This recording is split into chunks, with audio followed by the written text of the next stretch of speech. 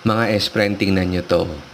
Ito po ngayon ang kasalukuyang sitwasyon at itsura ng lumang PNR station. Dito po yan sa Mabalacat, Pampanga. As you can see, ayan na nga oh, talagang na-vandalized at hindi ko siya ma-appreciate bilang isang art. But anyway, ayan, meron din mga mahahalay na image, mga kung ano-ano mga pinintura nila dyan. And ito rin, sa balita ko, meron na rin daw pong mga nakatira dito sa mismong station.